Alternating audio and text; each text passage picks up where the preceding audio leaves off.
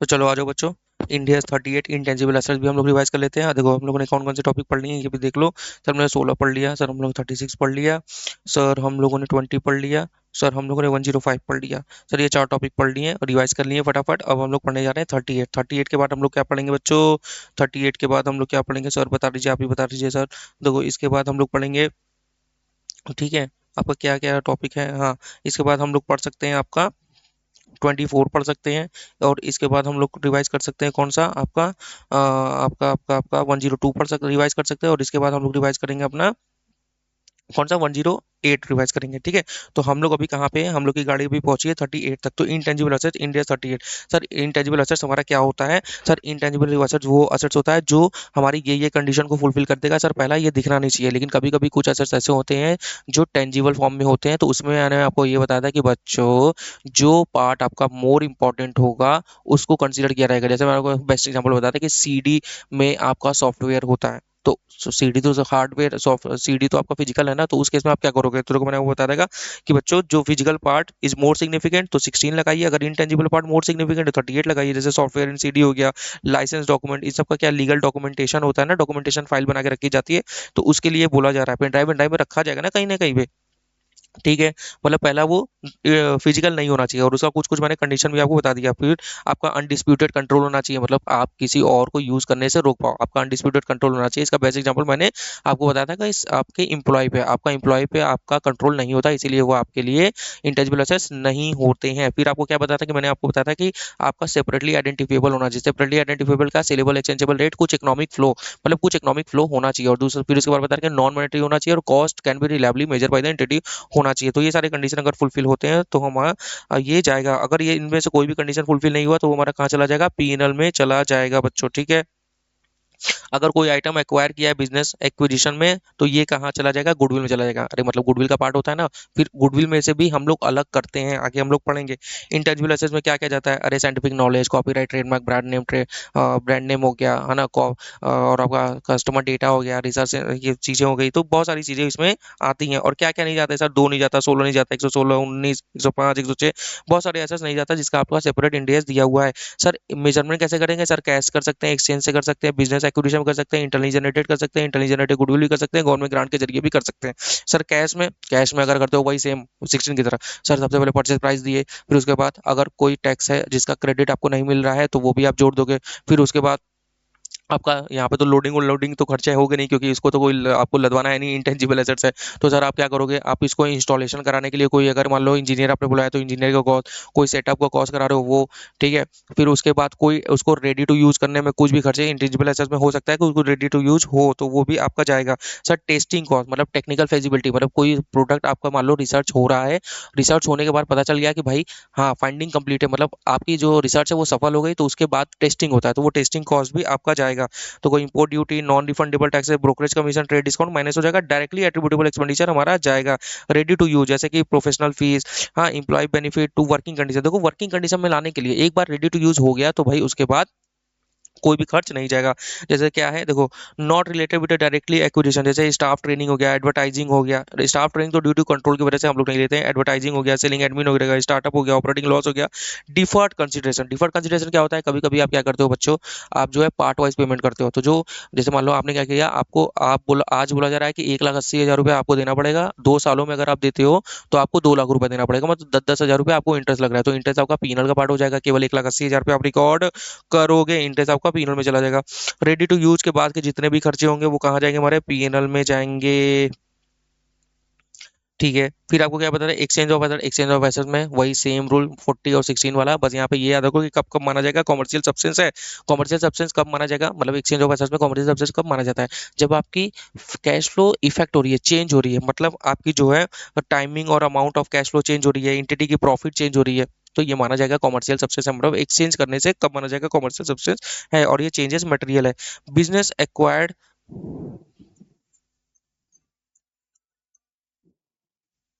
Business combination acquire intangible asset, मतलब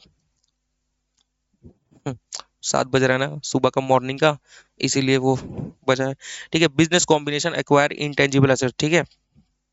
मतलब कोई अगर इंटेंजिबल एसेट्स आपने एक्वायर किया है बिजनेस कॉम्बिनेशन में, तो ये कब रिकॉर्ड करोगे? ये जब भी रिकॉर्ड करोगे, ये मैंने आपको बता रहा कि फेयर वैल्यू पे ही रिकॉर्ड करोगे, क्योंकि आपका जो वो होता है कौन आपका जो आपका वो होता है क्या नाम है उसका, एक्वायरी जो होता है, एक्वायरी अपने बुक्स में तो कुछ भी वैल्यू लेके चलेगा, तो इसीलिए वो बोला जाता है कि उसकी फेयर वैल्यू ही होना चाहिए। और दूसरा, आप गुडविल से उसको अलग निकाल के चलोगे इंटेंजिबल एसेट्स को, उसके बुक्स में रिसर्च एंड डेवलपमेंट की कॉस्ट है नहीं है उससे मतलब नहीं है। अगर उस रिसर्च की मतलब अगर कोई वो रिसर्च कर रहा है, अगर उसकी फेयर वैल्यू दी हुई है तो हम उसको भी रिकॉर्ड करेंगे। फिर आपको बताया था कि गवर्नमेंट ग्रांट में fair value method, nominal value method, मतलब आप फेयर वैल्यू मेथड दोनों की फेयर वैल्यू ले लो, गवर्नमेंट ग्रांट की भी फेयर वैल्यू ले लो, असर्स की भी फेयर वैल्यू ले लो। जो डिफरेंस आएगा वो क्या माना जाएगा आपका गवर्नमेंट ग्रांट। या नॉमिनल वैल्यू पे ले लो, जो डायरेक्टली एक्सपेंडिचर है केवल आप उस वैल्यू पे रिकॉर्ड कर सकते हो, ठीक है सर।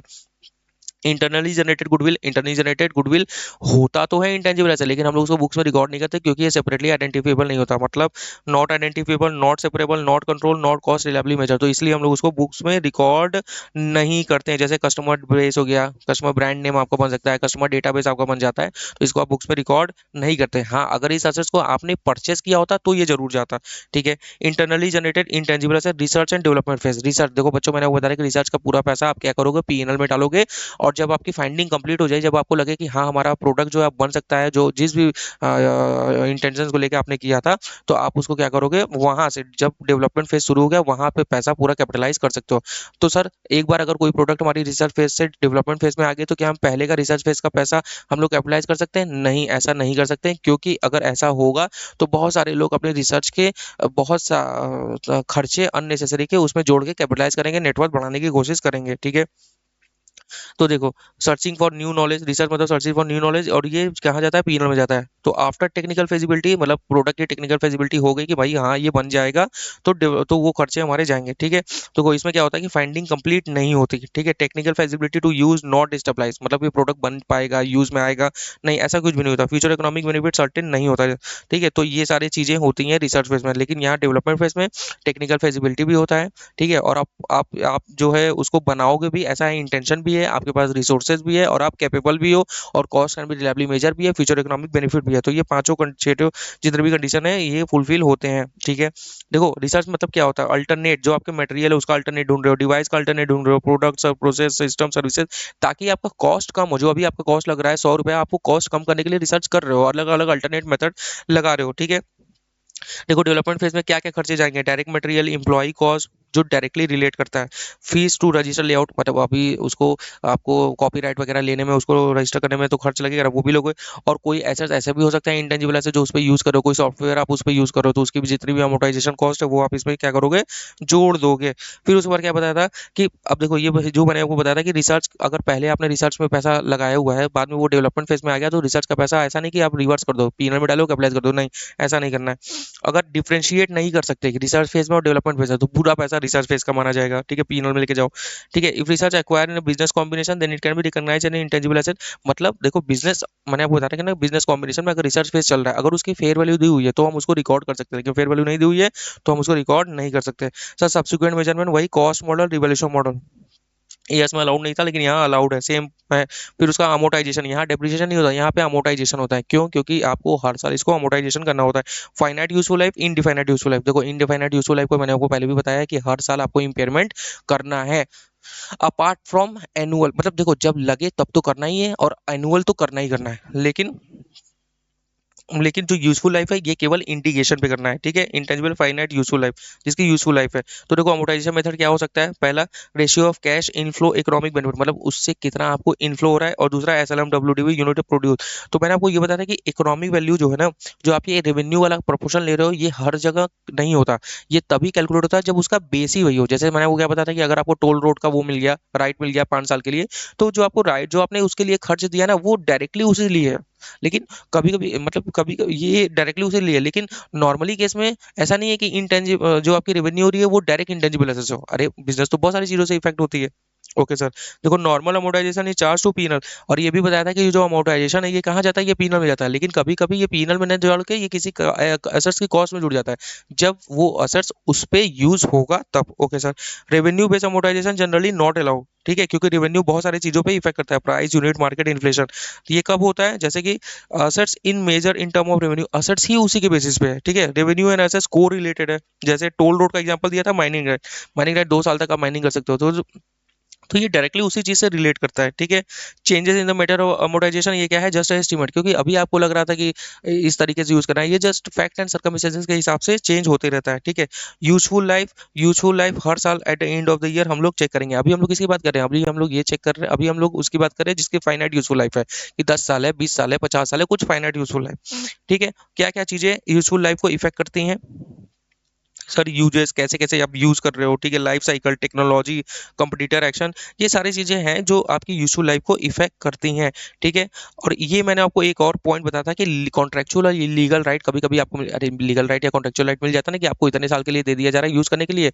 तो उसमें मैंने आपको बहुत सारी चीजें बताई थी, मैंने आपको ये बताया था कि अगर असर्स की लाइफ है 15 साल और आपको कॉन्ट्रैक्ट दिया गया है 5 साल, तो आप कितने सालों में उसको अमोटाइज करोगे, 5 साल में, ना कि 15 साल में करना। आपके लिए तो वो 5 ही साल है ना, तो इसलिए मैंने आपको बताया कि शॉर्टर भी हो सकता है। Useful life can not exceed contractual period से ज्यादा नहीं हो सकता, उससे शॉर्टर भी हो सकता है, ठीक है। रिन्यूअल ऑफ राइट आप इंक्लूड कर सकते हो, लेकिन इसके लिए आपको बहुत सारे कंडीशन थे। पहला क्या कंडीशन था, कि भाई रिन्यूअल का जो खर्चा है वो नॉमिनल होना चाहिए, और दूसरा, आप जो है रिन्यू करोगे ही ऐसा एविडेंस होना चाहिए, ठीक है।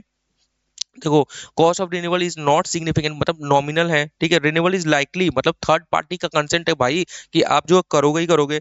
Condition of renewal are met, condition जो भी रिन्यूअल के हैं वो सारे मेट कर चुके हैं, तो आप रिन्यूअल पीरियड ले लोगे, ठीक है। बिजनेस कॉम्बिनेशन मैंने आपको बताया था कि रिन्यूअल पीरियड आप कंसिडर नहीं करोगे, क्यों? क्योंकि एक बात बताओ, अभी पहले करंट ओनर है राम, राम को ये सारी चीजें अलाउड थी, लेकिन क्या जरूरी है श्याम को भी वो सारी चीजें अलाउड होगी? तो इसीलिए वो करंट ओनर को ही होता है, इसीलिए हम लोग उसमें रिन्यूअल पीरियड कंसीडर नहीं करते बिजनेस एक्विजिशन में, ओके सर।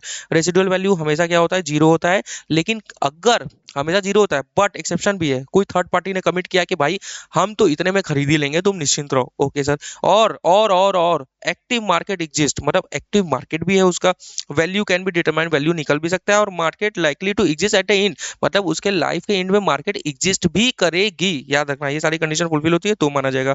सर इंपेयरमेंट कैसे होगा, सर आप केवल इंडिकेशन पे ही करोगे, यहाँ पे जरूरत नहीं है आपको हर साल करने की, केवल इंडिकेशन पे। सेजेशन कब रोकेंगे अमोर्टाइजेशन, सर जब हेल्ड फॉर सेल कर दो या डीरेकग्नाइज कर दो, बेच दो, सेल कर दो या डीरेकग्नाइज कर दो, ठीक है। अब आता है भाई intangible asset not held for use, अगर हेल्ड फॉर यूज नहीं है तो भी हम लोग अमोर्टाइजेशन करेंगे। अरे भाई इंटेंजिबल एसेट तो है ना held for use, intangible asset है तो हम लोग अमोर्टाइजेशन करेंगे फाइनाइट यूजफुल लाइफ का, ठीक है। मतलब जब भी इम्पेयरमेंट मतलब वो टेस्ट होगा तो। अब देखो, अगर कोई मान लो you intangible assets with indefinite useful life, यहाँ पे आपको बता रहा है कि अगर कोई इनडिफाइनेड यूजफुल लाइफ अगर है, तो उसका उसका बच्चों मैंने आपको बता रहा है जैसे कि आपको क्या करना है, एनुअली तो करना ही है, और एज वेल एज इंडिकेशन पे भी करना है, हर साल आपको रिव्यू करना है, ठीक है। क्या अभी भी इंडिफाइनाइट है, मतलब क्या अभी भी वो, ऐसा तो नहीं कि वो फाइनाइट हो गई, बस 10 ही साल आप चलेगी, हर साल आपको रिन्यू करना है, और जो चेंजेस है वो आपका बस चेंजेस इन एस्टिमेट्स माना जाएगा, ओके। डी रिकॉग्नाइज करना है, कर दो सर, डी ऑन डिस्पोजल, और या तो नो फ्यूचर इकोनॉमिक बेनिफिट, मतलब उससे कोई फ्यूचर इकोनॉमिक बेनिफिट नहीं हो रहा है, तो माना जाएगा डी रिकॉग्निशन, या आप उसको बेच ही दिए तो P and L sale minus carrying amount of the intangible assets आप निकाल देना। बस आपका इंडिया 38 यहाँ पे खत्म हो जाता है बच्चों। कैसा लगा, अच्छा लगा? चलो।